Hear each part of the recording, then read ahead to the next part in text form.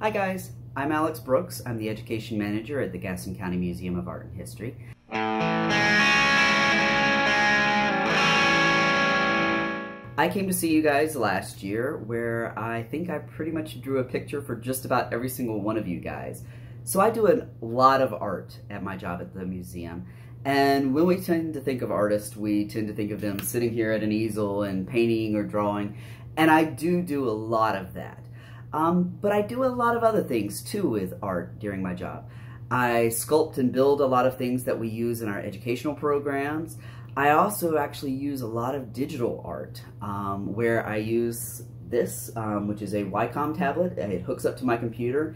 You get to wear this really funky little glove so it doesn't track my hand movement, and I use this pen, which is a little digital stylus that I use to draw on. And I do that to help design text panels for our exhibits. I also use that to help design publications like our field trip planner that goes out to your teachers to show them what kind of programs we have at the museum. But since I got to talk to you guys last year about the art that I do at the museum, I thought it might be sort of cool to let you guys meet some of my other coworkers and see how they use STEAM in their jobs at the museum. So I'm going to pass you guys off now, and you'll get to meet some of the folks I work with and the really cool stuff that they get to do. See you in a bit. Hey guys, my name is Allie Pease and I'm Assistant Director here at the Gaston County Museum, and I'm going to talk to you a little bit about how we use engineering on a daily basis in our museum. So if you've been to a museum gallery before, you've probably seen artwork hanging up or an artifact. We have thousands of artifacts here at the museum, and each one is very different. They're made of different materials, and some are in really good condition and other ones need a lot more support. One of our oldest objects is a Bible from the 1500s. So when we display objects like that for people to come and view, we have to be really considerate of how we're protecting the objects when they're sitting on display or in storage. So what you see here is a Bible from 1865. This is Jonas Hoffman's Bible, and it's made entirely of leather. And what it's resting on is called a book wedge.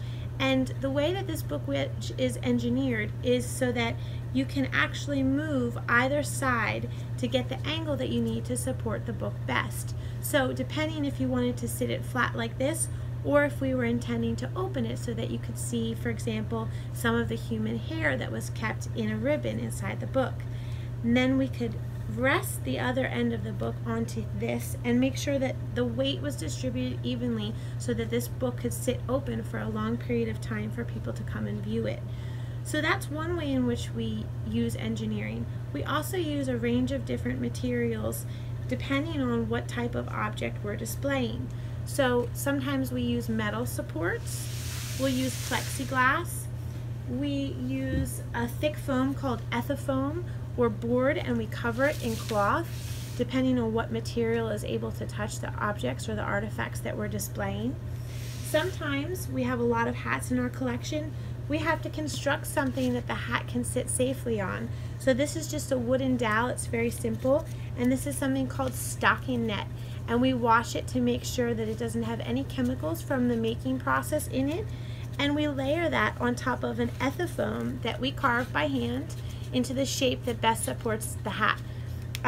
Now some hats are made of lots of flowers, made out of plastic, some have net on them. So depending on what material the artifact is made out of, we have to think really hard about how it would be best to make a shape and create something that could support that on display. One of the pieces that I would love to display but is complex and presents some more difficulties is something from the Children's Orthopedic Hospital in Gastonia. And this artifact was actually a set of braces, and it is connected together. You can see, I'll lift it up for you. It was to go around a child's waist, support the legs, and then had built-in shoes. So this is what this piece looks like. Now, if we wanted to display that, we would need to think of a way to support the leather that the braces are made out of, and also the metal. And different materials in one piece present their own unique problems.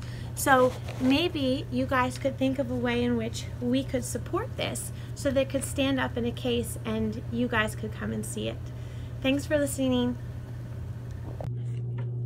Hello everyone, my name is Marquisa and I'm the Museum Registrar for the Gaston County Museum of Art and History.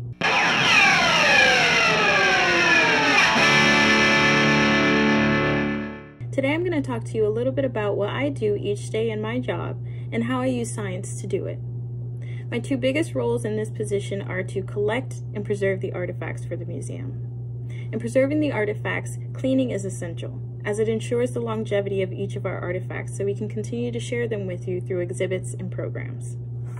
One substance that we use to keep our collection clean is 70% isopropyl alcohol. Science tells us that isopropyl alcohol is a colorless, highly flammable substance that can often be strong in odor. It's important to go into the cleaning process with important and proper equipment such as respirators or gloves. Science also tells us that isopropyl alcohol does wonders to dissolve oils and natural resins, similar to the ones that come off of our fingertips. And it's also very good for cleaning up mold, waste left behind by pests and rodents, and more. We have to be careful when using isopropyl alcohol, however, as it oxidizes. Oxidation is a process that takes place when alcohol comes in contact with paint or gloss. It creates a foggy, faded color over the original color, which essentially can destroy an artifact. To eliminate this, we try to do a spot test before we start cleaning. A spot test will require you to dab a little bit of alcohol on a cotton pad and then simply use it to wipe one section of the collection item so you can gauge the reaction. If it looks safe, you can continue to use the isopropyl alcohol on the remainder of the artifact to clean it. If it leaves a smudge or you have questions, it's best to leave it be for now, and then do a little research on what works best. In collections, we use a number of substances to fit different needs, from cleaning to labeling to restoration. For that reason, it's very important to know what you're using and how to properly use it to ensure that no damage is done to collection items. Thank you for tuning in today. Hi, my name is Jason Luker. I'm the director here at the Gaston County Museum of Art and History.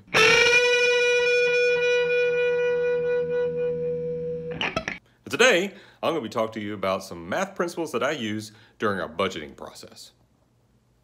Hey, where are you going? Wait, come back. Look, I know this is not the most exciting stuff in the world, but it's essential to what we do here at the museum. You might as well get used to math, because you're going to be using it all the time.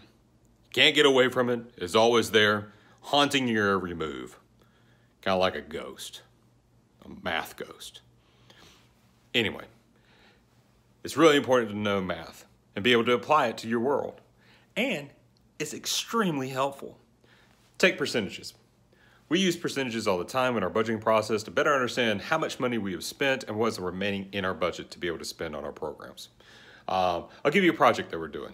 Here's my screen up. I have my budget out here. I'm looking at our conference room renovation project. We had $15,000 set aside for this project. We spent $14,475. That leaves us about $525 in our budget, which is around 3% of the budget remaining. And that gives me an idea of knowing how much money we have left that we can continue to use on this project that we're doing right now. $14,000 though. What did we spend $14,000 on? We only have 3% of our budget left. We can't do this renovation on 3%. You guys, excuse me, I gotta talk to someone. Alex! Alex! Stop with the tearing up the carpet. We don't have any money. Hey friends, my name is Patrick Stepp and I work for the Gaston County Museum of Art and History. And I am here today to talk about something that I love so much, and that something is called art. Now, a lot of times when people hear the word art, they think of things like paintings or drawings or sculptures and all those beautiful things. But I'm here to talk about a different kind of art. Art that has things like singing, do, re, mi, fa, sol, or playing an instrument.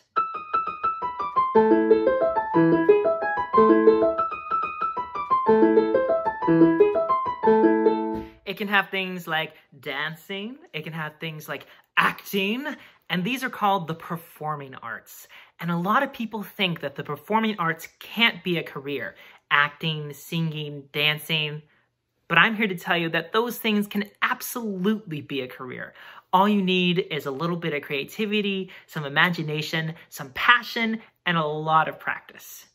Now, if you want the performing arts to be your career, that doesn't mean that you have to be in TV shows and in movies. You can use the performing arts in all sorts of different kinds of jobs.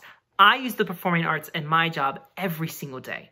I work at a museum, and most of what I do is field trips and events that we have where people come in and they will probably see me dressed up in some crazy costume, acting like somebody else.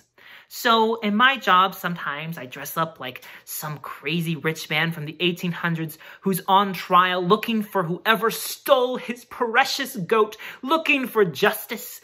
Or I might be talking different and maybe in a different accent because I'm from somewhere else and I want you to know that I'm from somewhere else, so I talk differently. Or I might have complete crazy makeup on and talking all spooky because I'm a ghost telling you all these old stories from way back in the day. There are all sorts of ways that I use performing arts at my job now, and you can use them too. All you need to do is go out there, try it out. The performing arts is an amazing field, and you can learn confidence, you can learn ways to speak in front of people, perform in front of other people. It helps you find yourself, and it's just a lot of fun. So if you're interested in doing the performing arts like I am, go out there, do what you can, practice, practice, practice, and remember that the world is a stage. Hello, my name is Joshua Braswell. I'm a guide at the Gaston County Museum of Art and History. As a guide, I've had the opportunity to edit many photos and videos for the museum, everything from holiday festivities to photo slideshows. As a matter of fact, I'm editing this right now. Like I said, I'm editing this right now. There are a few tools that are essential in the video editing process. The first is a laptop that's powerful enough to edit video. Second, you need to decide on an editing software. Personally, I use Adobe Premiere because it's the one I'm most familiar with. And third, you need audio and video clips to edit together. I'd like to go over with you very briefly how to edit a very basic video. Okay guys, so this is what Adobe Premiere looks like. This is what the interface looks like. I'm going to go ahead and walk you through a very basic edit here. So the very first thing you're going to want to do is go ahead and put my title here, Career Day Video. Seems like a pretty appropriate title. Just reposition that so it's a little more centered. And the next thing I'm going to do here is I am going to add a clip of Alex speaking. So I'm just going to go ahead and drag that whole clip over to the timeline. And as you can see at the very beginning of his clip, he actually begins speaking with his eyes closed. That would look a little weird. So what I'm going to go ahead and do is just trim that part out so that it actually begins with his eyes open and him starting to speak. It looks a little more natural that way. That's just something you have to do while editing, you know. Sometimes you'll come across things that just, if you cut to it, it'll look a little weird. So we'll go ahead and trim that out so that it, opens with him just speaking to you directly. The next thing I'm going to go ahead and do here is apply a dissolve effect. It's going to be a transition here between the title and the clip. I'm going to go ahead and reduce the duration of that so that it's a pretty swift little transition there. Yep, looks good. The next thing I'm going to do is add a clip of Allie right next to the clip of Alex, and then I'm going to apply a transition between these two. Funnily enough, Alex's clip ends with him reaching towards his camera to turn it off, and Allie's begins with her turning on the camera. Actually, that was not planned. That was, I think, a pretty cool transition naturally, but I'm just going to add a quick zoom transition between the two because I think it's pretty interesting. It adds a little visual interest, and that's basically how to perform a very basic edit in Adobe Premiere.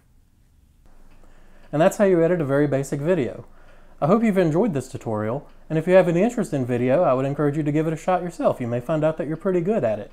And I hope you've also enjoyed learning a little bit about the careers that we have here at the Gaston County Museum. Have a good day!